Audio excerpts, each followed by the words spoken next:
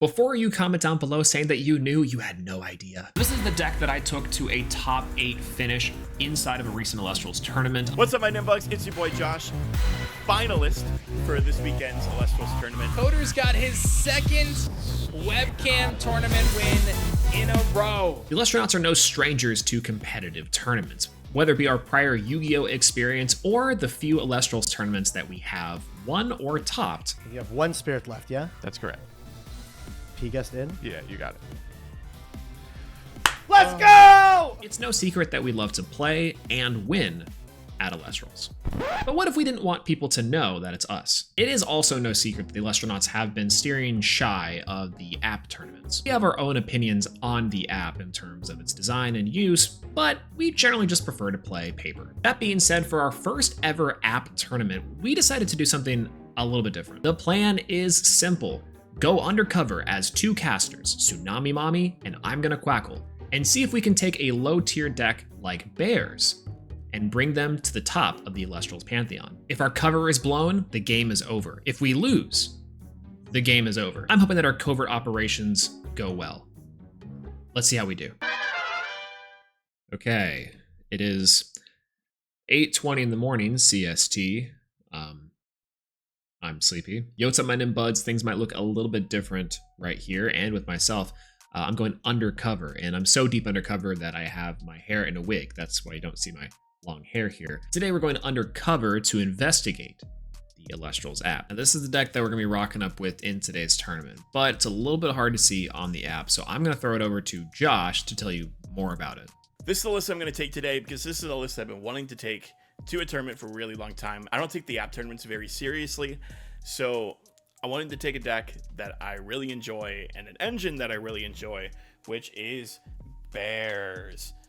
Again, these cards are not good. There's a lot of things in the list that, because of the cards that we're playing, really synergize with this engine in particular and gets the most value. In case you're unaware, Ursier, when it destroys an Elestro battle, special summons another bear from the deck.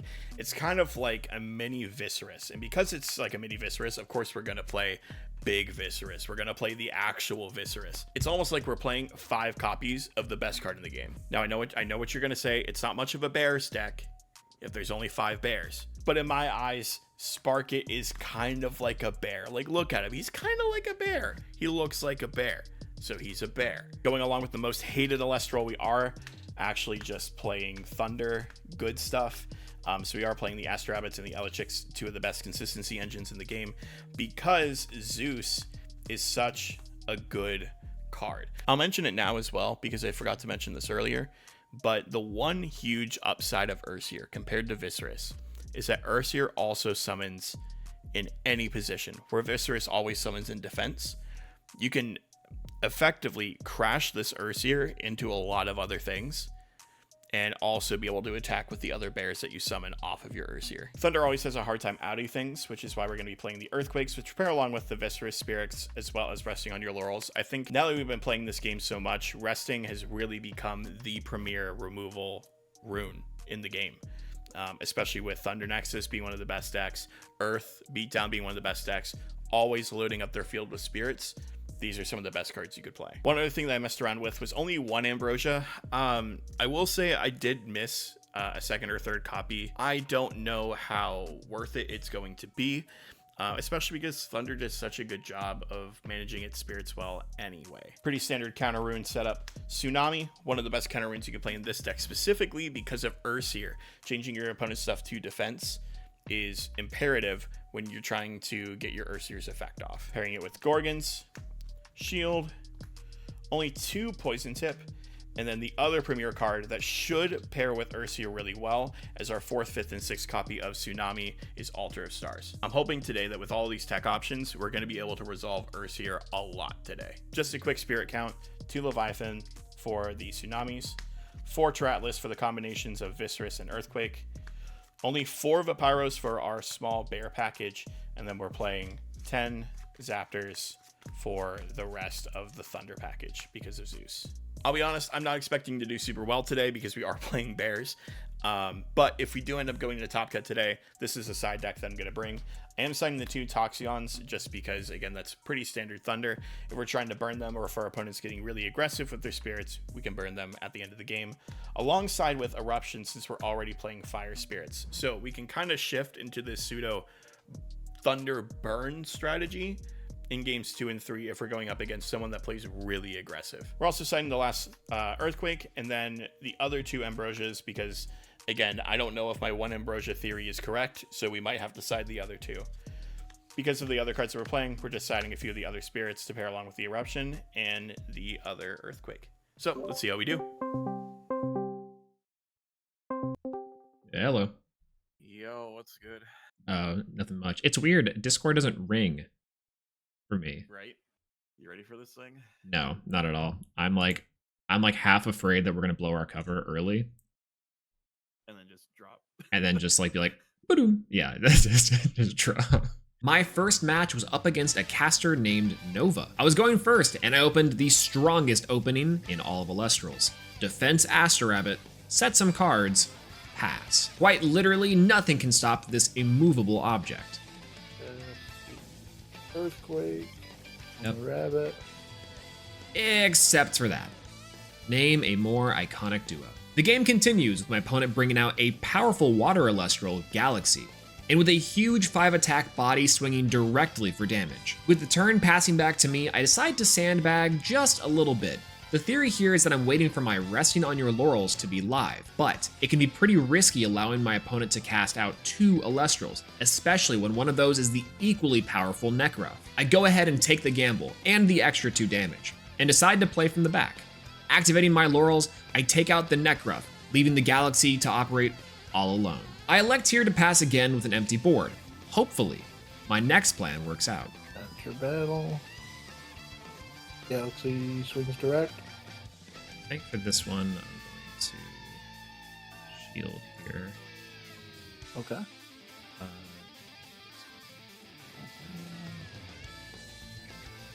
Okay, now it was time to turn on the jets. The plan was coming together. Casting out Urseer, the strong Ursa Elestral, I attack for direct damage, and wait. Bringing back that Galaxy, my opponent swings directly at Urseer, walking right into Gorgon's Gaze in the damage step.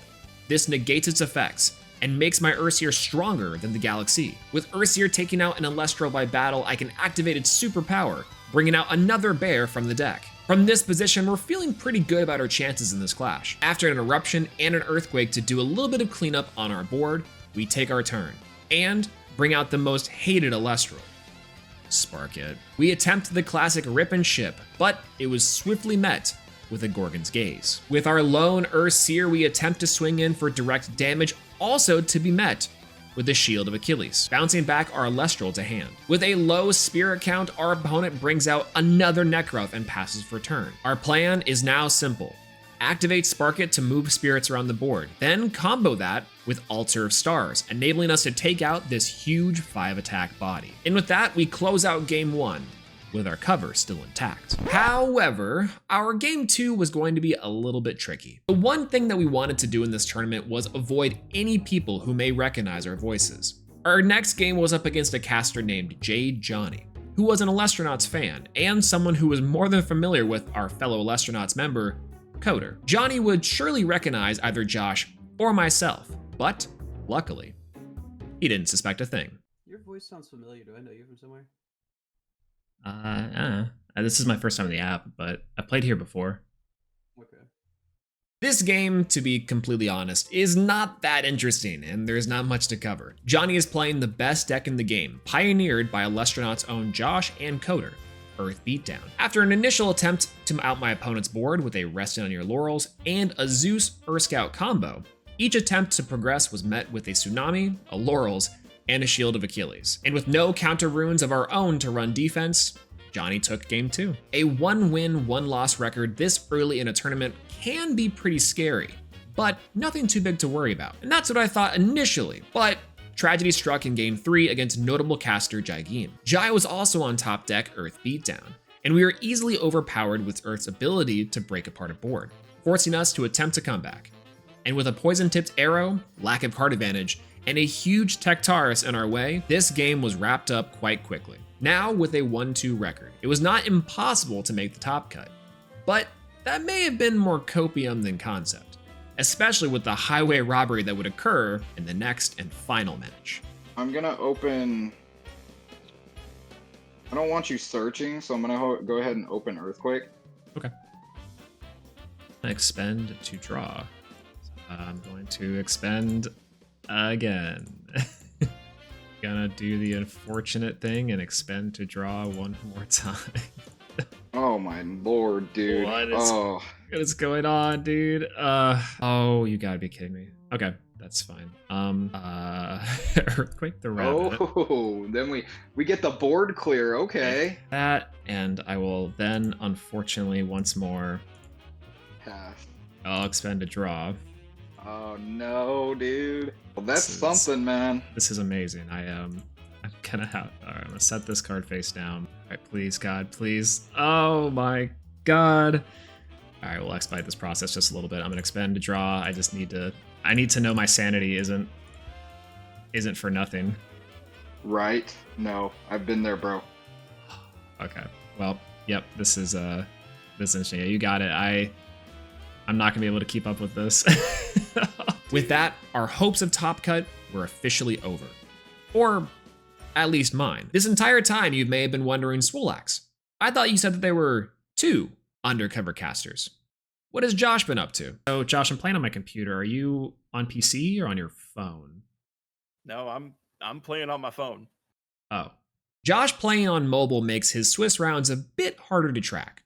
But we'll have to worry about that later, because we just got the Top Cut confirmation for this tournament. Let's take a look. Let's see here. We have someone named Matt, former champion Cerebro, JT Speed. Hey, there's Nova from our first round, and 2-time Elestrals champion Jack. Well, that looks like a pretty standard Top Cut. Oh my gosh, Josh did it. You're a madman. Yo. Let's fucking go. Let's go. All right, so we have you confirmed for Top Cut, which is amazing. 3-1-1, second place. Second place with Bears. Which is nuts. Insane that Matt played Krakutsuga for a 5-0 finish, for sure. Oh, yeah, definitely. Yeah, definitely. Yeah, sure. Dude, I should post in tournament general. It's like, can't wait for Top Cut. This has been a great first tournament experience for me. Kappa. Our boy has done it again, 2 times in a row topping, this time with a Bears deck. This was an insane feat, and the hardest matches were yet to come. But luckily, we had the best seat in the house to cheer Josh on in some of the best games of Elestrals I have ever seen. But with this does threaten the board and maybe a counter rune activation. Urseer! Urseer Zeus, he's gonna try to go for it. Let's go Bears. Let's go Bears. Let's go Bears. Let's go Bears. Equivalent. Oh, he's on Earth. That's gonna be dangerous. Show us the Demeter. Spark it cast. Okay. Last card in hand has to be Zeus to get over. There it is. This is a hard position. Does he want to enchant 1 more just to get the hand rip? I don't know if it's gonna be worth it. Josh is real low on spirit count. This deck desperately needs Ambrosia here. Oh, it's Hectorus. That's gonna be probably the end of the game. With a Demeter set, JT the GOAT, dude. Man was playing Thunder last tournament and then Earth with this one, really showcasing that he is just a nice jack of all trades Elestrals player. Josh, I'm so sorry. This was an excellent game 1. JT sets 1, a Tahoo, and passes. This is a prime opportunity for Josh to get back in here. 2 back row is nothing crazy. Again, I'm pretty sure we've seen this. Nope, haven't seen that before. Spark it on the board. Really powerful card. We know he has the Zeus. Speaking of dodging, catch this Earthquake. Last Rabbit plus Earthquake, name a better combination. That is insane. Plus a set card. Josh is looking in a very powerful position here. Tsunami would hurt. Wouldn't be that bad though. Connecting for 1. There it is. I guess Josh is going to put him on Better Have It. I think that we just spark it here. Oh, it was a Laurels. Wow. Okay, so we know full hand knowledge now.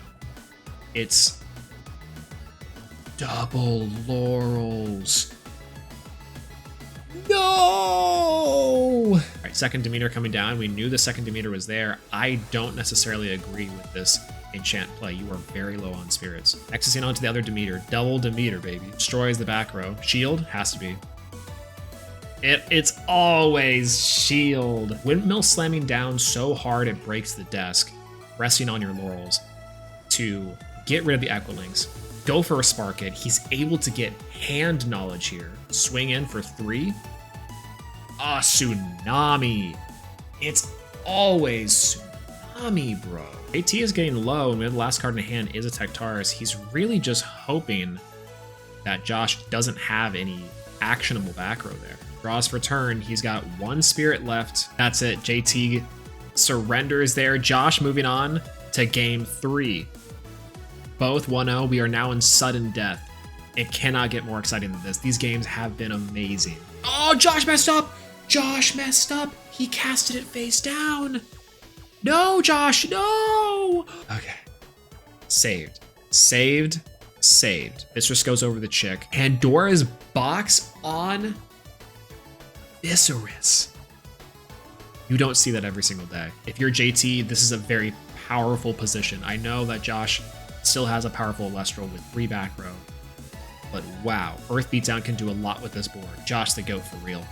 Second Viscerus. Yes, I love it. That's what happens. That's what happens. Earth v Earth, baby. Set an extra back row just for some reinforcement. We're going to go in on this Equilinks. This card has to be a Tsunami. We've seen JT activate in the clutchest of moments. Looks like that's good, though.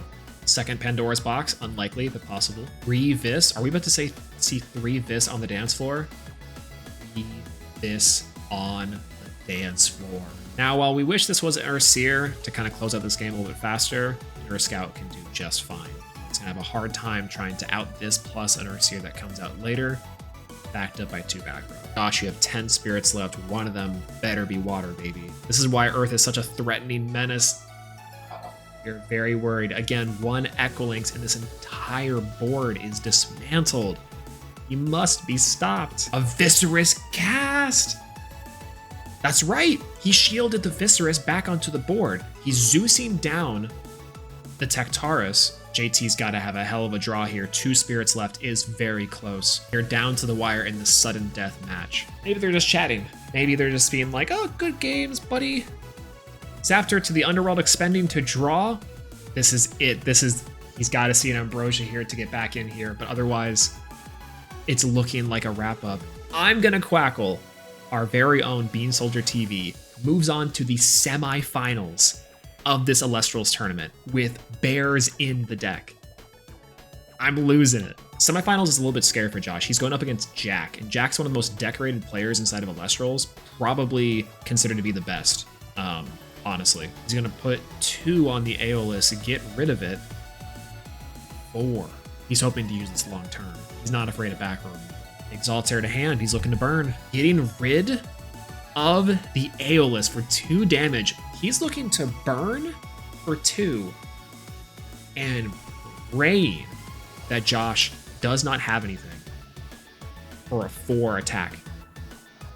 This is the easiest shield of your life, right? God, Josh. Oh, that's devastating. Taking 3 from Jack off of the Elechick. You never want to see it. That was a 5 spirit turn, and every spirit counts, so I'm sure that decision was not easy for Josh. Going for an Elechick here. Effect to grab at a second Zeus. I don't think with 1 spirit each, this is a close game. You do not have the ability to mess around here. There's Ambrosia off the top. He's crazy. Okay, we see a water, an electric, and an earth go back. This leads me to believe that he's hoping for a Viscerus top deck. He wants to potentially enchant the Astrabbit next turn if it still lives. And he has a Tsunami back there to back up his plays. Oh, there it is. The second Ambrosia. Oh, gosh. And just like that, Jack is back. He's in this game, and all thanks to the big, undeniable, immovable booty of Astrabbit. This thing is a menace. Shield of Achilles. Big GG's. Jack remains to be a legend at this game. 3 Ambrosia off the top to win it. To come back into this game, that is incredible. Wow. A P-Gust. He's gustin'. Oh, God. P-Gust is actually a very scary card. Oh, especially if you get a Tsunami like that. Tsunami's a power player inside this deck. Urseer coming down. I love it. This is the first attempt that we've seen of an Urseer inside of these entire top cut matches. It's just to attack mode. Now, not only do you have to answer this, you gotta answer a Seer, which I think is incredible. You go Urseer over, take the Scout. The card still in a pretty okay position here. It's actually kind of tough to tell what's going to happen. This is a very complex board, especially with 2 Viscers. A Zeus does out this board in such a way that is right there. There's the Zeus. Earthquake on the attack. This. Wow. Wow, what a tempo swing. Wow. He did not. A triple enchant of Thunder onto Astrabbit. He's digging. He's just digging for these Ambrosias. Shield of Achilles coming down, bouncing. Sorlet back to hand. It all comes down to this final back row. There it is. Urseer might be going down. It's another shield, and the game is over. Josh moves on. The second round. It is now 1-1. We're going into another sudden death. Players playing out of their absolute domes today. But particularly imgonnaquackle in that last match, holding it on for the perfect discipline there. Absolutely insane. Running out a Sorlet, misenchanted with water to play around Tsunami. This is a very common play that you like to see inside of 5s, backed up with a 4th back row. This is kind of a rough position if you're Josh, unless specifically you want to save these counter runes for something like, I don't know, Viscerus maybe. Out on the board comes Spark It, and we know that he has the Zeus. This is going to demand an answer. Jack playing very patiently here, and that hand rip is going to be huge. He's taking both of them. Wow. Okay, Josh, let's see what you can do with some of this forward momentum. Urseer coming in for the clutch. Proto Viscerus. This Zeus Urseer combo is very strong, especially against something like Sorlet, which is the perfect target for this combo.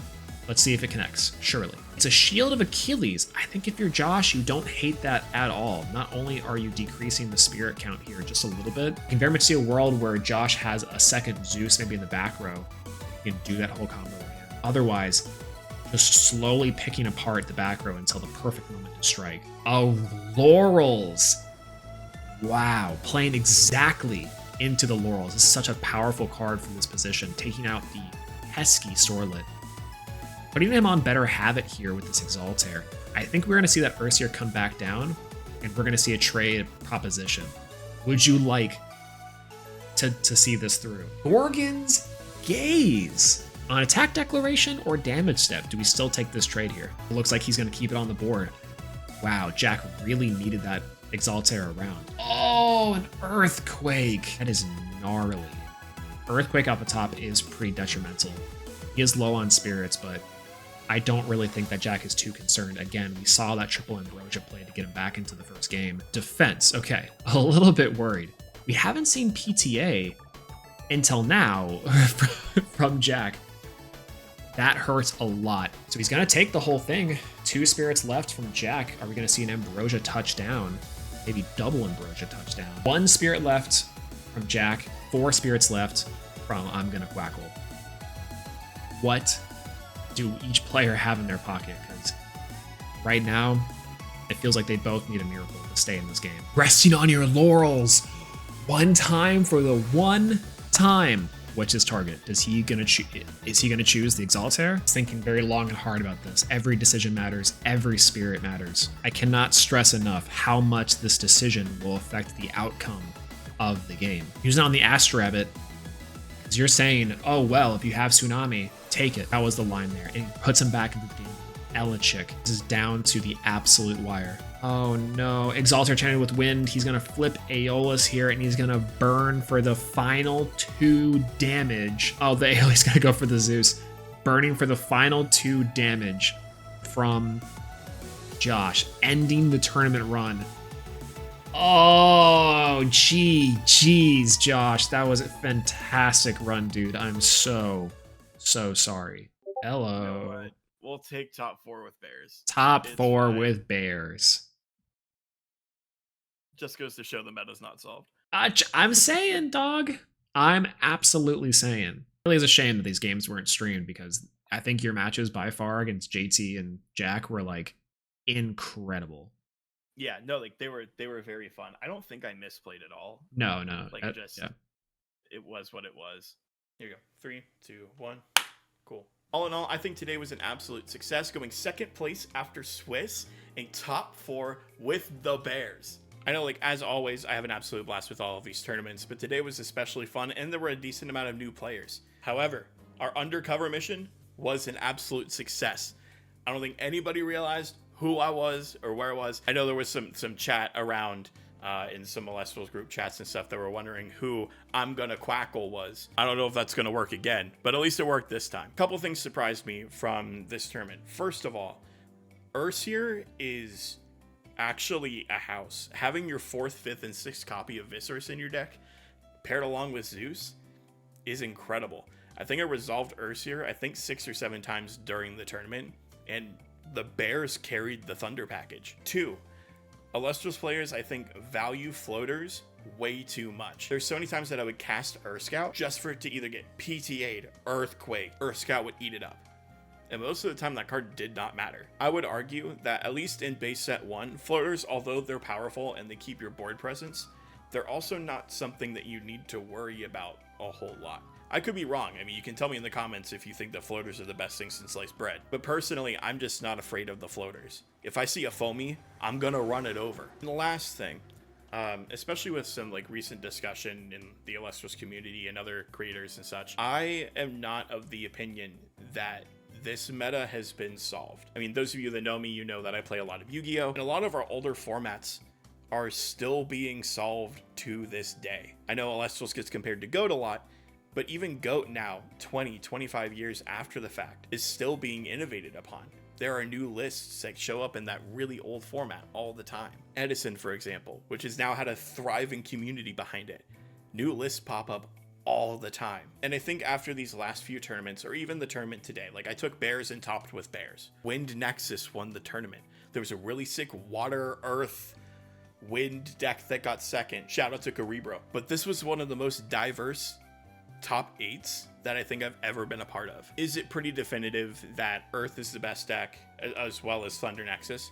Yes. But even within those lists, there are still innovations to be made. Although base set has been out for who knows how long this one, we'll just say a year just for argument's sake. Frostfall's around the corner and we still haven't even solved base set. And as Elestrals evolves, I wonder if we even come back to this set years down the line and see if there's anything that we missed out of the base set that was way better than we anticipated. If you'd like to support us here at the Elestronauts, or if you're brand new, if like you came over from the MBT video that we just posted, make sure to like and subscribe so that you don't miss any more Elestrals content, or if the next time you're going to see us go undercover again. Okay, cool. Recording done.